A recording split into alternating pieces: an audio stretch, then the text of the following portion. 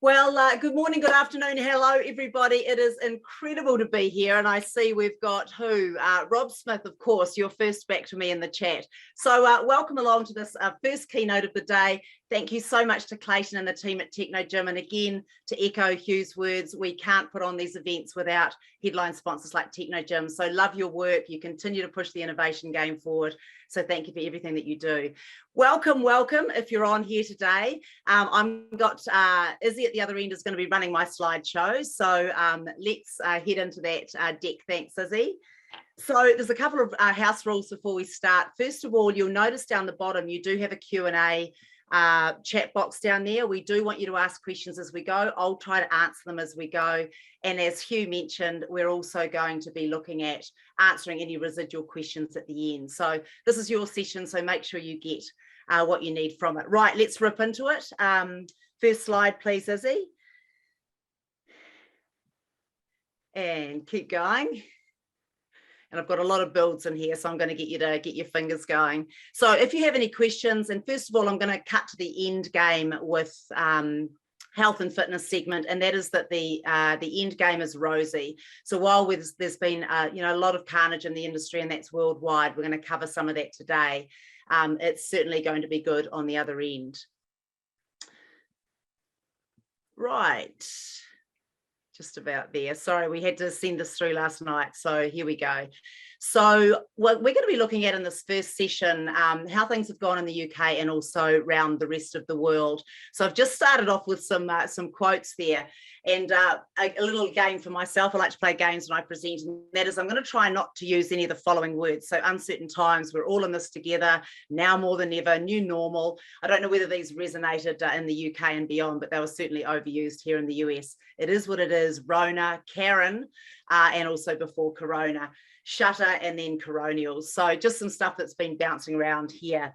Right, so let's have a look at the agenda. I'm going to take a look around the world, first of all. We'll look at some trends that are hitting, what we can learn from retail, a few reports I'll be referencing, and we've got some time at the end for some Q&A if I speak fast enough, and just give you some watch outs and takeouts. So let's get into it. First of all, in the United States, and we lost about 13,000 clubs during the pandemic. Which, if you look at the URSA stats, are something like about 27% of clubs and 30% of studios. So we were hit pretty hard, and very hard here in California. Actually, we're still under a mask mandate now. And about 1.5 million people left the industry.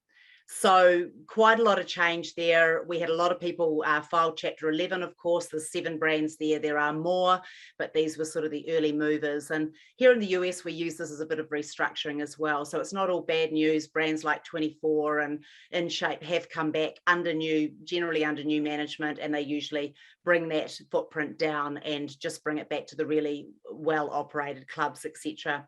We've had a lot of activity politically, as I know you have in the UK as well. We've got Liz Clark, who's now heading up URSA, and she comes from an advocacy background, came from the candy industry, ironically, and actually lives in DC. So she will actually be camping on Capitol Hill, and they will be trying to push some future change forward here. We're still under mask and vaccination mandates here in parts of the United States. So if you live in LA or New York or Chicago, you're still having to mask inside and things like that. So there's been a lot of very uneven. I'm sure you've been watching the news. We've been watching your news. So pretty much every state's different. We travel a bit, and every time you go, is it masks or no masks? Do I have to show my paperwork or not?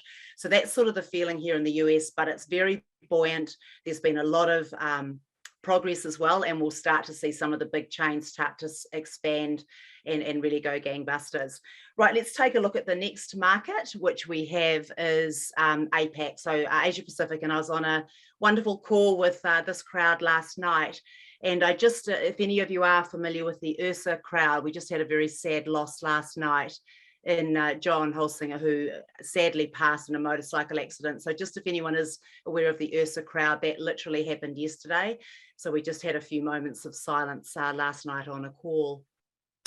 And lots going on there. It's coming back slightly faster than the US generally as a region. There have been several lockdowns. Melbourne, for example, was very badly hit during COVID, as you would have seen in the news. New Zealand is still under quarantine, and they have a 5-step border reopening plan, which is underway now. So who knows, maybe I'll get back to New Zealand within 3 years. So lots happening there, but generally very buoyant and bouncing back really well. Our next country I believe we're looking at is China. And first in, first out. And again, we had some Chinese folks on the call last night, and they said they're now actually back under some testing protocols again, because their cases have been going up again. And then just a word from ClassPass last night, they said that the emerging markets, places like India, places like the Philippines, have actually suffered very big losses in terms of permanent closures at about 50%, because they just don't have the operational nous and the groundswell to keep going at this point. So that was a bit of tough news. Right, moving through to Europe. So obviously you guys have had a lot of different responses, and that's sort of reflected in the map that I pulled last night. So this is current, so closed, open with restrictions, and open with COVID pass-through central there. So lots of things going on. You'll be aware of some of this, but the bottom line is everyone's kind of dealt with it in a different way. But the overall feeling in the industry is that we've gone away, we've really sharpened our operations, we've leaned strongly into technology. Some of the big brands, the well-funded brands, are then going to come in and backfill, the 13,000, for example, clubs that are here in the US. We've got, Planet Fitness going gangbusters. We've got all sorts of boutiques banding together and beginning to grow as well. So overall, that's the state of the industry. Let's head into the next one. Oh, and I've got a little case study on Singapore. So this was presented as the trends that we're seeing there. So more in-person and varied offerings. This is a really interesting one for club owners. So we know that more people are going to be using digital. We know that more people are aware of the clubs right now, but we also know that people might come a little bit less frequently, but they might go to a fitness festival, and then they might do a couple of classes at home. So in order to get ready for that, some of the clubs there are doing once a week, a goal-getter, long-termer, so actually getting people to articulate how often they will be in the physical club, and then mixing that up with everything else they're going to do, Bride to be Unlimited. So that was an idea that they were doing there. Then we're seeing, the rise of some of the recovery and the beautiful experiential experiences that you can have within a club. Salt rooms, sleep pods, recovery coming in strongly, hybrid, and also a nod to the outdoors. Lots of clubs actually leaning into outdoor experiences, because they know that during this time that we were held at home, people have lifted their priority of nature, having nature in their life. So really encouraging to see that come in as well. Micro workouts, of course, shorter and stackable. So I work out how I work out, and it's going to be lots of mini workouts. I work out twice a day now for a shorter period. Otherwise, I find myself sitting for 12 hours. Perhaps you're the same. Low impact exercises making a comeback. I think that was mainly because we did too many burpees in the first year. So nice to see some of those more rejuvenating exercises coming through as well. The rise of athleisure, again, this is Singapore. We saw athleisure as the #1 trend a couple of years ago, if you look to McKinsey, from the bar to the boardroom. So I think just that apparel, especially with the push in casual wear becoming all-day wear, we're definitely seeing that right around the world now. Wearable tech, of course, it's still the #1 trend, with Apple really pushing the health conversation. Fitbit, Huawei fitness wearables, again, obviously very popular in Singapore. So lots of things going on there. And then, oh, this is a fun little one. I'm not sure if you saw this on TikTok, but yes, McDonald's is now making bites, and everyone's like, oh, are they trying to sort of kill the calories of the Big Mac? And it's like, no, they're actually charging their phone. So I love this. If you can just hit that, Izzy, it'll show the little play there. But you'll see that if you think about motivating, isn't it funny? Like, anyone going to McDonald's probably doesn't feel like going on a bike for exercise, but funny how strong the motivating factor for charging your phone is. So that's a little funny thing that they're doing there, but quite cool in a way, I think. Right, so we're going to step into some trends now, and there's a lot going on. And of course, we're leading out with digital, and normalcy in the US at least is predicted to come at about Q4, Q1, and that's from McKinsey. And they also say that we should be enjoying tailwinds, that fact that we paused for a few years and we've reprioritized exercise higher up that chain. So that's good news for our industry. We've also got cleaner oceans and cleaner air, which is a wonderful thing. And then the pie, the health and fitness and wellness pie, got bigger during this time because we were all forced onto digital. We were the industry that went online. We pivoted really quickly and we got in there and really tried to support our industry. And then a lot of good innovation came through. So a lot of people were seeing health and wellness and fitness, and also they were taking away movement. So being held in place really accentuated that need to want to move. So if you want someone to do something right, take it away from them. So there was a sort of a bit of that going on. Also, as I mentioned before, lots of PE-backed groups will be backfilling the footprint, and we're seeing franchising's on fire, licensing is on fire for those that have deep pockets or the support to be able to push forward. So, and we're going to talk a bit about growth shortly. So we still see this cost and convenience. So either you're discounting or you're providing a very high experience. We're still seeing a bit of pressure in the middle market where you're not at one end and not at the other. So that could be something to consider in your business. So more trends, partnerships is the way forward. So I think we've worked out that, do what you do really well and then partner the rest, because our customers are looking for a full rainbow of experiences now. I'm going to chat a little bit more about that shortly. We are a yes and industry, and this was again something that came from the people who watch the data in this sector, and that is, we got going. We were there for our people. We started innovating and we changed models and we met people where they were and we picked up the phone and we went online within 2 weeks. All of those things were not seen in other sectors. So our ability to respond to community was huge. Forced digital adoption, we all undertook that during this time. We're now entering a period of stabilization. Obviously, we don't know if we're going to come in and out of lockdown again. We hope not. But we're wanting to stabilize the market, look around and work out what's working.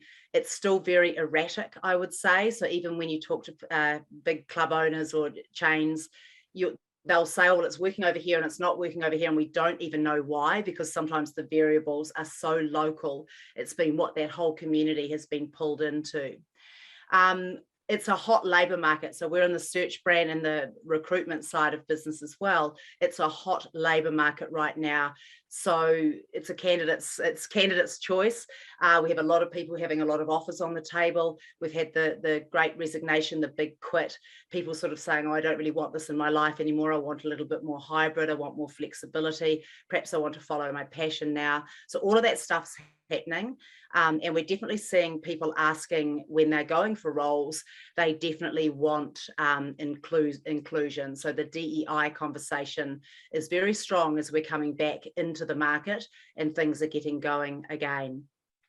A lot of people, particularly on the call that we were talking in Southeast Asia last night, they're spending a lot of their time, money and resource retraining staff. Existing staff and also new staff coming either to the sector or to the business. They're having to retrain in all the new policies and how do we do things around here and how has the customer sentiment shifted. And I'm sure we're going to hear more about that soon with the upcoming panels. So other trends that are coming. So I'm just going to tap on behavioural change. And I know that you will hear that being thrown around a lot right now. And that is because that's what fitness is. We've also recognised that we don't do parts of what we do really well. We don't keep people engaged because exercise is a little bit hard. So we have to find new and wonderful ways to carrot and stick it, right?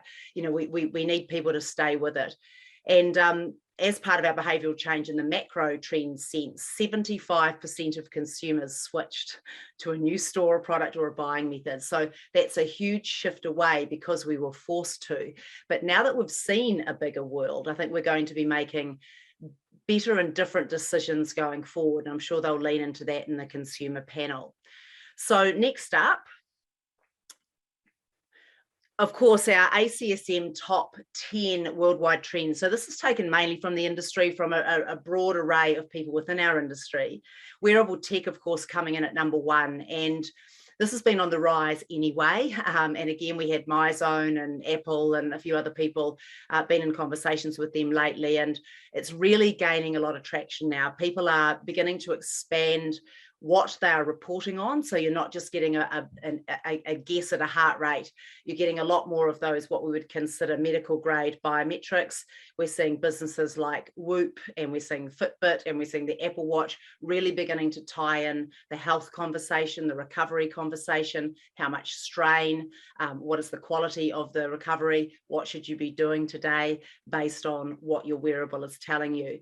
So wearable is enjoying a lot of time in the sun right now. Number two, so home, of course, no surprise, because we've been here for a couple of years now. So home exercise gyms, which we think will stay. A lot of people are going to a lot of hassle now to actually make it really beautiful.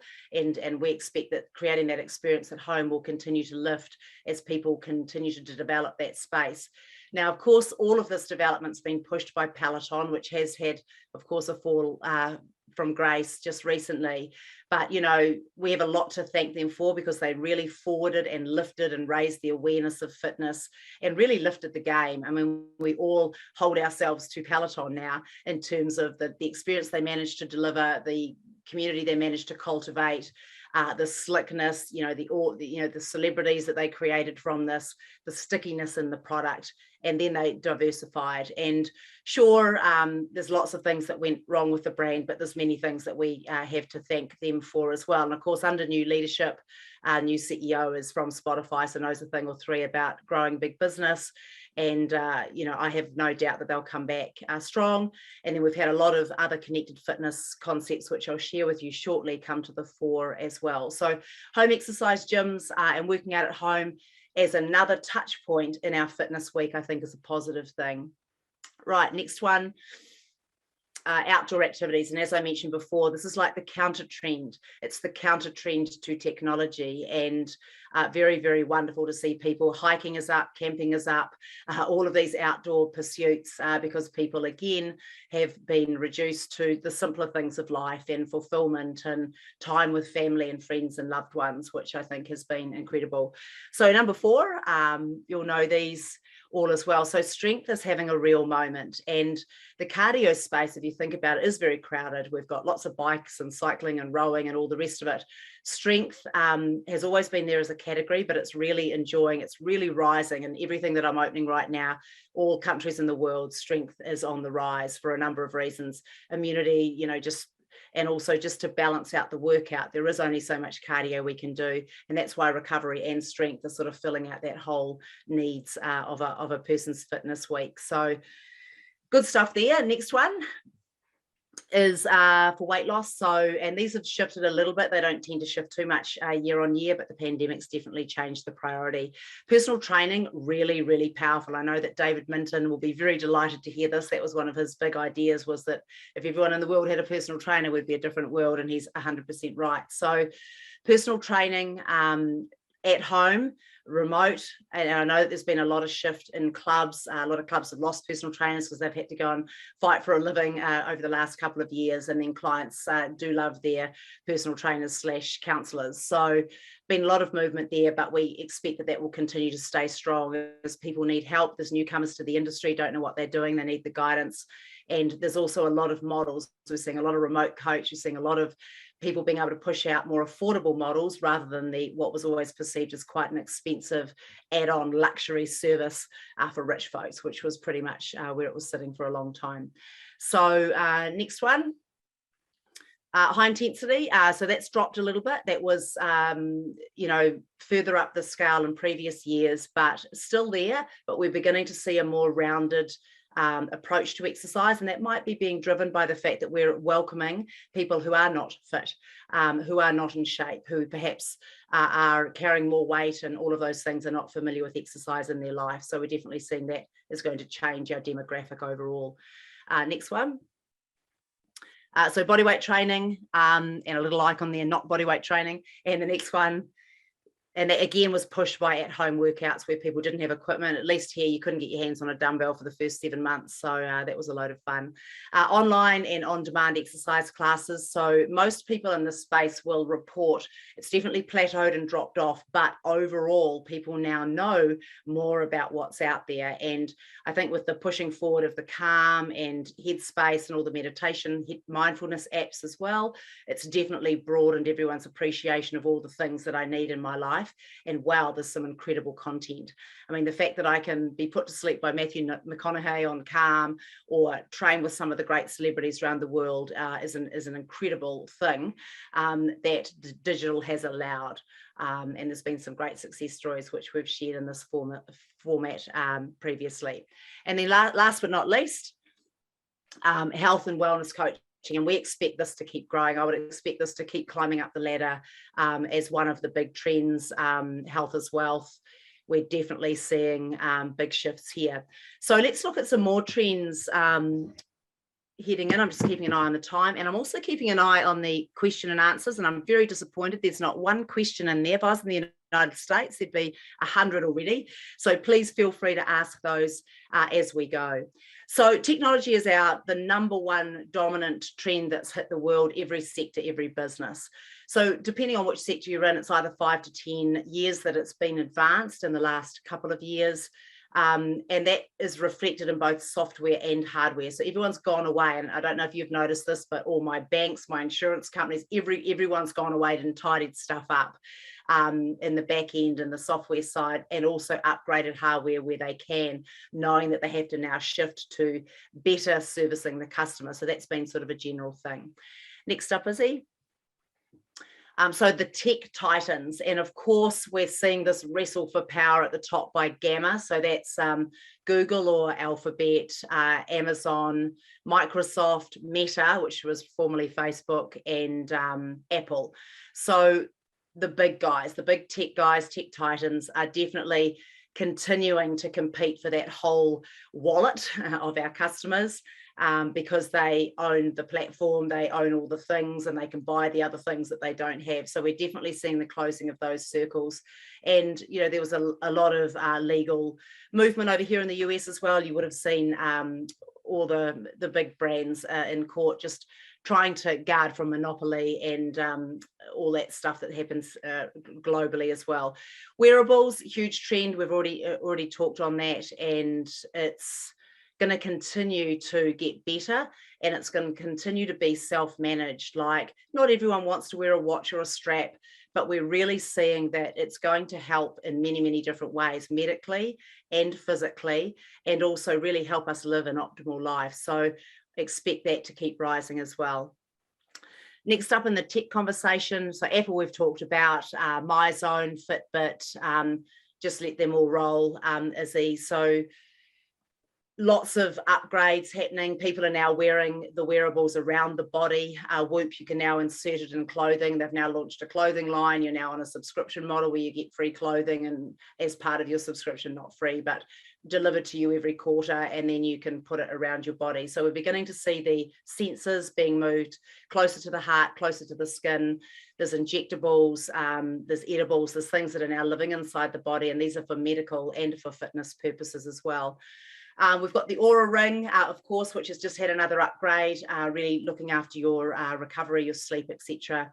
The Consumer Electronics Show, I did manage to go this year, and I've got a little video coming up on that shortly. The big news there was really the metaverse, and we have Mark Zuckerberg, who didn't invent the metaverse, but he certainly made it popular and on everyone's lips. So, you know, it's been around for a while, but it's really just in its absolute beginner stages, embryonic stages. And a lot of the folks at CES mentioned that it's kind of like back in the early 90s when someone sent that first email. That's sort of where the metaverse is at right now. So people are building in the sandbox. They're beginning to get their head around NFTs, crypto, Bitcoin. The whole thing's coming in, but it is a topic that I do encourage you to lean into. It is coming. It will iterate over the next couple of 20 years maybe, but it's going to come, and the early adopters are in there already. But just be aware of it. It is an extension of Web 2, which is where we're in now, fairly interactive internet, but it's now going to become very immersive. So it has two gifts, the metaverse, really, in the long term. One is it's going to take community to the next level. So you're going to be able to, like, I literally could be exercising next to a hologram of my sister. Like, it's going to bring you into presence. It's going to give you more sensory engagement that we don't quite get in the way that we interact with the internet now. And it's going to address the intimidation factor. If you think about it, I get to create my avatar. And I know a lot of people think of gaming and it's kind of strange, and why am I in there, and what is this, and it's clunky and it's weird. But for many people, it is a sense of confidence. And this also reaches into the disabled and people who perhaps don't have use of their legs or their sight or their hearing or whatever it is. There are other ways that this can be compensated for in a world that is more digitally enhanced. So exciting stuff. Do lean into it. We're doing a lot of webinars on this right now, and it's an exciting space, and there's some really cool stuff beyond the ridiculous. You'll only hear the ridiculous stories, but there's some cool things in there as well. Right, next up. Oh yes, the Mediaverse. So I love this because it really gives you an indication of how big the big guys are, right? So you've got the gamma around the outside, the alphabet, apples, etc. And then inside there, you've actually got, entertainment up there. And I like to put this slide up because this is the stuff that really magnetizes us. We're aware of all these little brands, and it helps us sort of see what's happening in terms of partnership. And if you look within those big bubbles, they have acquired or built whole verticals in there to deliver entertainment, to deliver music, to deliver community, to deliver products. And you sort of can see how they're creating this whole ecosystem for themselves. Some of the stuff that Ian Mullane's talked about before in terms of fitness, which part of that ecosystem are you going to be playing in? You probably, unless you have the budgets of these 4 or 5 brands, you probably don't have, can't do all of it, but how can you partner within your ecosystem, and how can you do a really good job but actually provide more of what your member is looking for, and own more of their mind share, be more in their life, help them more. And it's just a really good way of doing that. So next one, please, Izzy. Okay, so here's a little update from CES. If you can just hit play, please. The CES report is out and is globally considered to set the tone for what is to come in technology, and is also overwhelming proof that tech is touching all aspects of our life today. The numbers are in. There were over 45,000 people in Vegas, 800 companies, 11 live venues, 119 countries. Megatrends, the metaverse and all its iterations and availability on laptops, desktops, game consoles and smartphones will create a new enhanced space for us to interact, communicate and transact over the next 20 years. Health innovation has taken on a new urgency, says Gary Shapiro, monitoring our way to a healthier future. Healthcare at home, telehealth, Health and Human Services reporting a 63% increase in Medicare visits, and McKinsey estimates that it's 38 times higher than pre-pandemic times. Medical grade wearables measure health metrics in continuous time. COVID has accelerated asynchronous remote digital solutions for many at risk. Exercise and sports, or e-bikes, e-scooters, meta-mobility, robotics, pushing hard on progress. Global Women's Health Tech Awards underscoring the importance of femtech and advances made in women's health. Smartwatches and wearables continue their foray into the marketplace, providing commercial and private diagnostics. Gaming and advances in display technologies and smartphones promise more multi-sensory experiences in the near future, and car experiences are also on the rise, making noticeable leaps. Remember 3 things as we step into the new world and technology further enhances our lives. Number 1, tech for good. Focus on how it can support and involve humanity in positive ways. Number 2, use tech to further humanize our experience. While it's great to optimize how we live in almost every conceivable way, stay invested in all the fields of being human. Keep it real. And number 3, keep a grip on participating in the real world with real relationships, face-to-face contact, and keep dipping into the greatest science of all time, nature, and our most beautiful planet. Right, I'm just going to go to a couple of questions, a couple of fantastic questions. Jonathan with the challenge of recent events potentially impacting people's mental health, do you see a place for digital mental health support? Absolutely. So mental health, and sorry, I haven't mentioned it, it's just we talk about it every single day, so everyone's like sort of backing off it, but it's huge. It's huge for many, many reasons. Yes, we've been alone and not social and financially stressed and all of those things.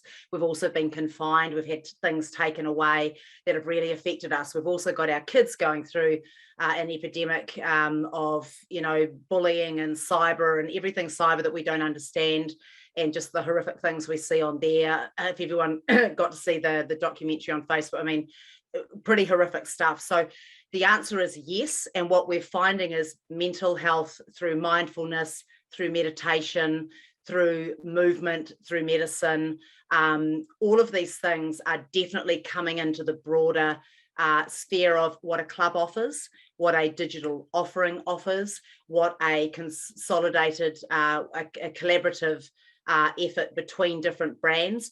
People are definitely bringing it in. In the old days, it used to just be yoga or something like that. Now it's like, no, I actually need mindfulness practices, meditations at certain parts of the day.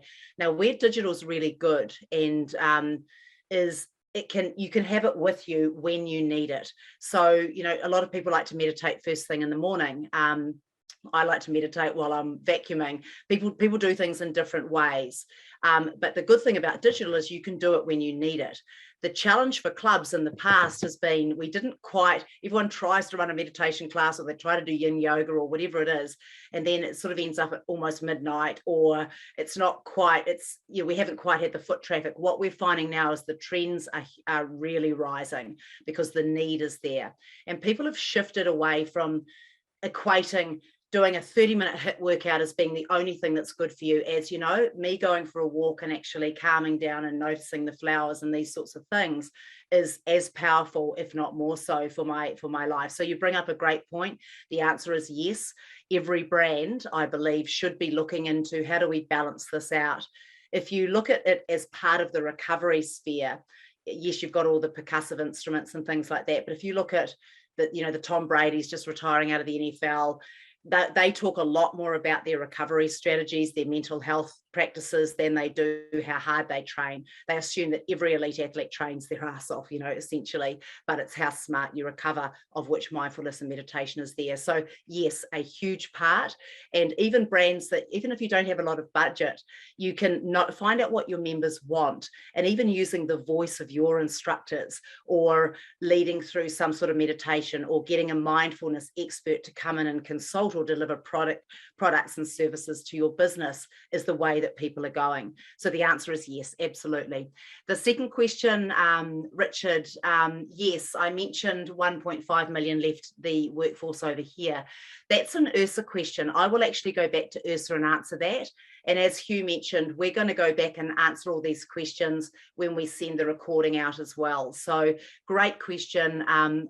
We will find out how they arrived at that 1.5 million, but they've been surveying nonstop right throughout the whole pandemic through the URSA network and beyond. So I assume it's come from that.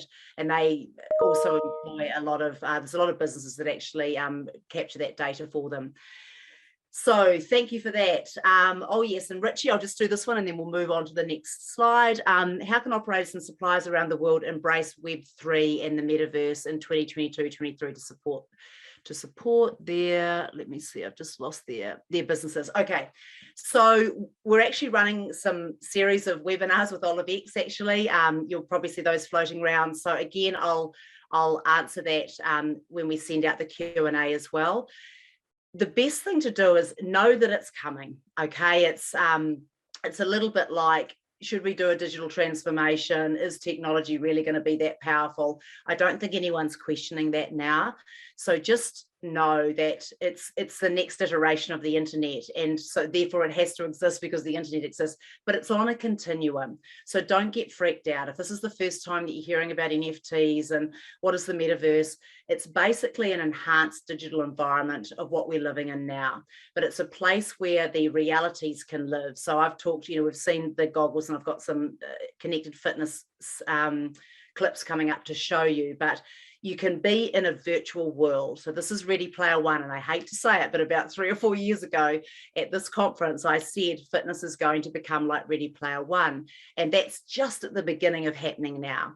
So if you think of those movies, you can now be in games, you can be doing things in that world, but then it actually is going to link to the outside world as well. So if you look, people like Nike, Snoop Dogg, some of the big rappers have already run concerts inside the metaverse, because that's also where the next generation is living. So we have to start thinking about the next generation as well. But it's not to say you stop living in the outside world. You might go in here and do a bunch of things, but that retail shop is going to push you to the outside world to go and spend the points and whatever you got in here in the real world. So you're going to see, it feels very weird to be talking about it, but it's just an enhancement of what we're experiencing now. Now, of course, you've got the gamers, obviously gamers are a big part that's helping build this out. And it's sort of the gaming, the entertainment community coming in, the technology, the Bitcoin, so crypto, decentralized, like there's just all this, and it will be a multiverse. People will come in, Facebook's got their one, Nike's got their one, and everyone's going to build them, and you will find a way to be able to shift in this new environment. So I would say, what do we need to do? Know that it's coming. Start leaning into it and attend a couple of the seminars, and you'll just see what some of the early adopters are doing. Tribe, for example, is in the sandbox with Olive X, building out a virtual studio in there where you can buy NFTs, which are just little digital assets essentially that you can buy and use. There's basically coins that you can spend. So just lean into it, understand that we're going to get more and more immersive. It's going to dial up community, and it's going to dial up inhibition. So if we're worried about interacting or those sorts of things, it's going to allow us that space. So just learn a little bit more about it is what I would say. Thank you for those questions. Wonderful questions. Right, let's charge on, Izzy. So the next one, let's take a look at this. So this is Lightboxer. So hit play, babe.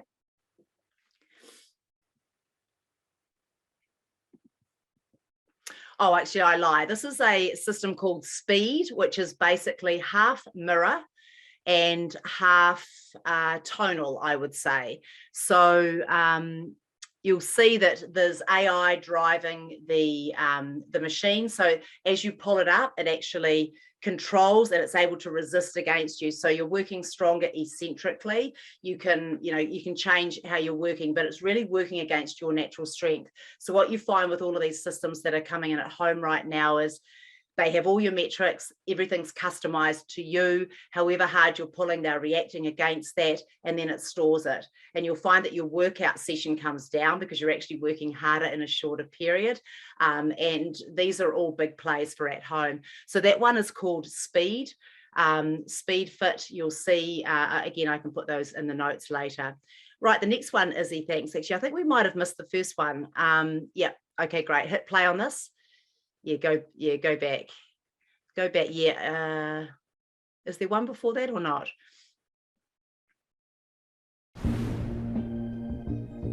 Right, this is Climber, which is a take on Versa Climbers. Here we go. In 3, 2, 1. Come on. Reaching high, stepping low. I need you to please slide and glide. All right, we're gonna switch it up. Put a little something on that third one. Deep reach. Let's go, let's go. All the way through, come on. 3, 2. Last one. And time. Awesome job. Now there's only one way to the top. Don't stop. So this is Climber. It's going gangbusters here in the US right now. They've leaned very hard into celebrity. So Jay-Z and a bunch of others are invested in it. And they also did a very cool promotion. So they took a big glass truck, essentially, put a climber in the back, and they did a road trip across the USA. And they stopped in all the cities and got all the cool people to get in there. But it was really, they created a lot of noise over here.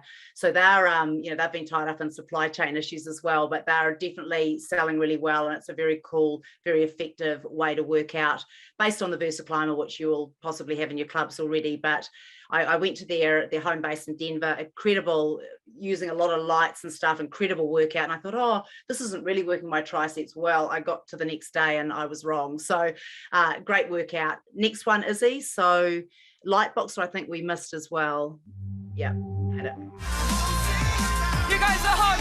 Hold on.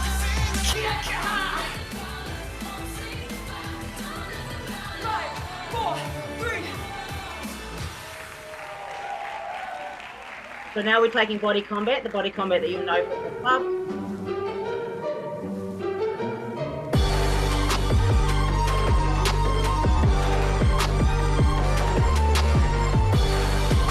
So this is with Oculus Quest.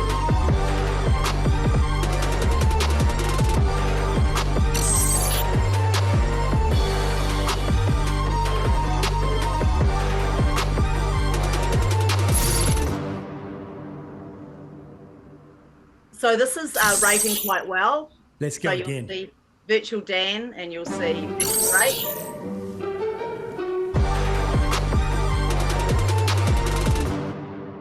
And it's rating quite well. So this space is very new, okay? And you'll think, oh, that's weird. It's not what we do. But it's actually, when you get into it, the gamification of it is very fun. And it's rating quite well because people are quite harsh on these games. And yes, you still are wearing goggles, but we expect that the headpiece will come down. You know, Apple will come out with glass at some point, and there are already some glasses, Ray-Bans, etc., that are being used. So this will get smaller and it will become more like glasses, and we'll actually be able to do AR, which is where you're augmenting stuff on reality, and VR when you actually enter a new world, like you entered a new world there. So this is a little bit what happens in the metaverse. You can go in and you can do stuff and you're actually dodging things and hitting things. Forget about what you know about fitness. We're the freaks that are in fitness. We enjoy fitness. What we're also trying to do is to create the pie and make it even bigger, so that this is another way to entice people and pull them in to fitness and moving and fun and games. And when you watch the people reviewing this, it's quite funny. They're surprised at how hard they're working. And I think if this is going to help us get to a broader audience, especially perhaps the younger generation, the next generation, this is one of the things that we can do to extend into our marketing budgets. Thanks, Izzy. Next up.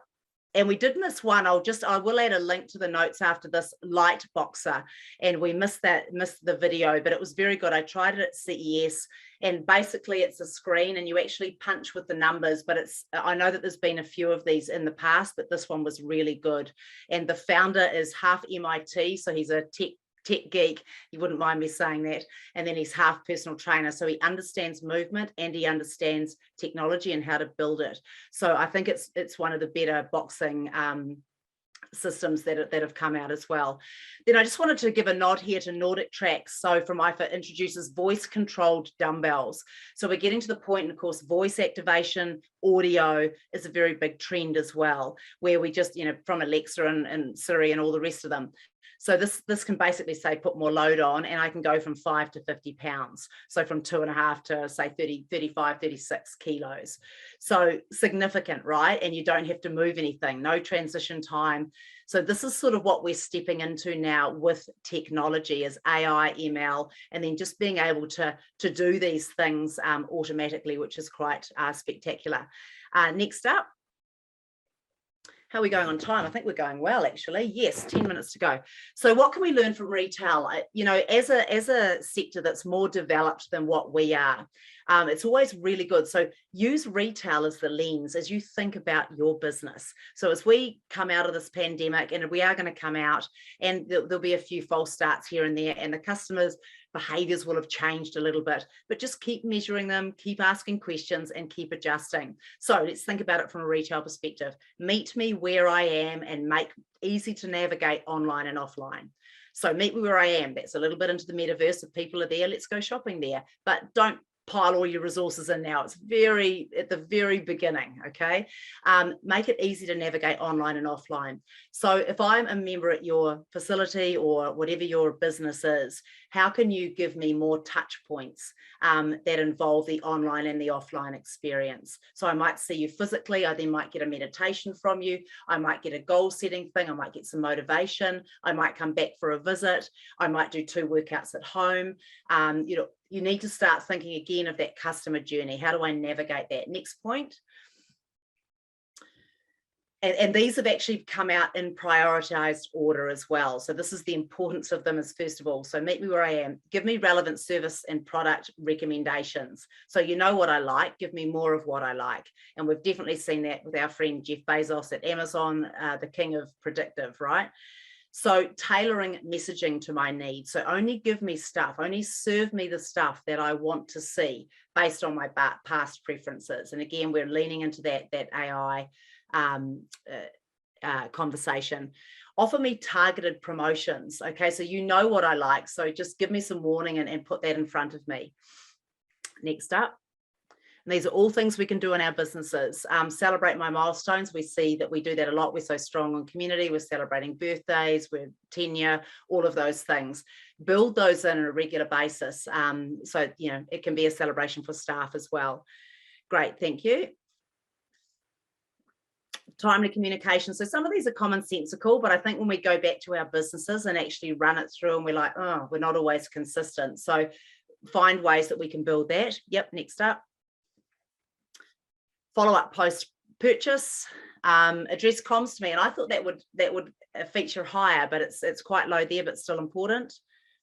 And send trigger based on my behavior, right? So if I like this, I might like that. You know, retail does that really well. Hey, Emma, I just saw you bought those tracky pants. Here's the top that goes with it. Perhaps you'd like that. Great, next up. Engage and onboard me. So again, we're seeing this in the recruitment space, and partly it's because we're stressed. We've got less people doing more of the work. Onboarding is horrific right now, and it's really fatal on staff. So what can we do to make that onboarding process for members even better so that they get beyond that 2-week, 4-month period where they like to leave? Right, and then just some stats from McKinsey. So 76% more likely to consider purchasing for brands that are personalized. 78%, I think, for the next one. 78% more likely to refer to friends and family for brands that personalize. So this is that whole hyper-personalization conversation. And then the last point there, 78% more likely to repurchase from brands. So it's all good news. We have to move in that direction. Just think about what you like. You know, it actually annoys me when I get stuff I don't want. I get angry when people ring me. So that's sort of our whole world in fitness now as well. Right, next up, Izzy. Right, just wanted to go over a couple of great reports, which you may have seen, and if you haven't, please go in and get the full Monty. So how to appeal to the new member mindsets. This came out from the Global Fitness Report, which I think was concluded end of 21. So it's a very, very good jump off point for 22. So let's just rip through them. Health is wealth. We know that. A new generation of gym goers, and how are you catering to them? More social. So when people come together, how can you create that group dynamic? You know, all good news for group exercise, both online and live. More connection with your team, working out with your teams, better digital content. So we know, I mean, we're not up against fitness, we're up against Netflix, and we're up against all those platforms, entertainment platforms. That's how good content's got to get. How good are your classes? Are they as good as a good hero's journey? Are they really a well put together experience with the highs and the lows and the drama? Have you got all that in the social interaction? And better live workout. So we have to lift our game. If people are going to bother coming to spend time with us, they better get more juice than they would have a very, very good digital product at home. So start thinking about how can you humanize those moments? How can you make those highs higher? How can you make the lows lower? And how can you really bring that whole thing alive when you're live? And remember, same thing when people go back to work. They don't want to come and sit in a cubicle and work all day. They want to come and collaborate and talk and brainstorm and problem solve, the things that you can't do when you're alone. So we should be doing the same thing in our fitness classes, really dialing up those experiences. Great, thank you. Next one. And then this was a great study done out of 24-Hour Fitness and also Penn State University. So they looked at behavioural change across a huge network of their members, and they came up with these tips. And again, just let them fly, Izzy. So get a plan, set reminders. Think of fitness as a way of life. When you're just thinking workout by workout, There's too much pressure on that moment. If you're thinking of this as a way of life today, I'm going to go for a walk, I'm going to go for a hike at the weekend, I'm going to do my 2 strength for the work, I'm going to do a little bit of HIIT. So people start, I'm going to do my meditation because I get stressed when I have the board meetings and I can't sleep that well. So I'm going to start doing some things around that. So start thinking of it as that whole life, and that's a much more sustainable way of doing it. Bundle gym visits with something you love, meeting with a friend, grabbing a nice coffee at your cafe that you like afterwards, watching a podcast when you're doing your cardio on a machine. And I know some people will get judgy about that, but map it to something you love and then you get emotionally attached to it. Reward yourself. Hey, if I come 3 times a week for the next whatever, I'm going to be able to buy that nice pair of runners that I wanted. And engage a fitness buddy. If you know you're going to flake, engage a fitness buddy, because we're much less likely to let someone else down than we are to let ourselves down. So just some wonderful advice that came from that. Again, commonsensical, but it's good to see that it's got the data supporting that as well. Right, next up, I think we're nearly there. Right, so watchouts and takeouts. So really, when I look at the whole sector, there are no silver bullets. Okay, there's no one thing that we can do that's going to solve everything. It's going to be micro adjustments, incrementalism. So making incremental small changes based on our member behavior and what makes them happy and fulfills their lives. So just keep watching the data, keep listening to your members, keep surveying, keep trying stuff, stop stuff if it doesn't, A/B test all the time, this or that. Stop judging. And that's why you're also seeing a mass exodus of all the brand CMOs right now from some of the big brands, because it's no longer about the opinion and building a brand. It's about a performance CMO who's looking at the data and trying to drive the right numbers and behaviors. And a lot of that is actually predictively being served to marketing teams now. Keep a growth mindset, as we all have through this time. It's been tough, but when we believe we can and we get on and we help each other, and I think help is a really good thing, rather than see each other as competitors, see ourselves all collectively as serving humankind. And if they buy from me and they buy from you and they buy from her, does it really matter? But we just get better and better at doing our thing and serving the community, work together.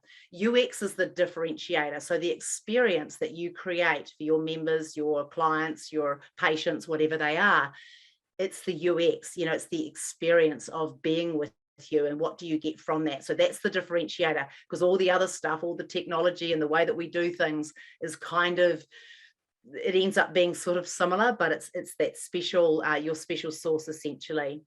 Use tech to help personalize, automate and scale. And then that last one there. So I've just finished with, obsess over a key set of metrics. So if you don't have your 1, 2 or 3 numbers that you deliver to that really drives your business and makes your members happy and keep coming back, you need to boil those down, and you live by those. I know when I worked at Les Mills for 25 years, we had our numbers. We had to hit, this is how many people we want moving every week. This is how many clubs we want every week. And we knew those numbers and we were driven by those numbers because it meant that we could help millions more people move. So get your set of metrics and make them really strong. And then finally, I finished with some quotes on the last slide. So one from Philip.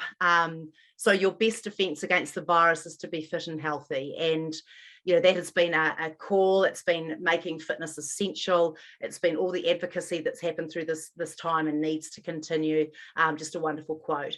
2022, and I just heard this last night from Eric, who's with McKinsey, and 2022 is the year the industry will embrace the varied routine. So he said, we've been through athleisure, then we went through omni-channel, and we're still going through it, but that was sort of last year's trend. This year's trend, if he were to pick it, is that this is the year that the industry embraces the varied routine. So this is a little bit of mindfulness and meditation, it's the strength, it's the cardio, it's a little bit of all of those things, and leading a lifestyle that is happy, healthy, and means that we can keep up with our kids. And then the last one, just to speak to the metaverse, will create a new enhanced space for us to interact, communicate and transact. And that came from the Consumer Electronics Show report. So those are just my final comments, and we're right on time. If you have any more questions, and thank you for the 3 that did ask those, please just send them through. Do it now, because we can then respond to this when we send the recording out. I'd like to thank you all very much. I'm always available. If you go to the last slide, best place to get me is LinkedIn and also Instagram. and this is where you can find me here. So yeah, so those two are the best formats. So thank you. I wish you a great year. I have nothing but hope for our industry. I think we're the good news. We have lots of people piling into our sector, wanting to be a part of what we're doing. And I hope that you continue to do great work. Please reach out. There's plenty of support out there in the industry. If you're not on a round table or a mastermind, get on one. Thank you for this morning, this afternoon, wherever you are.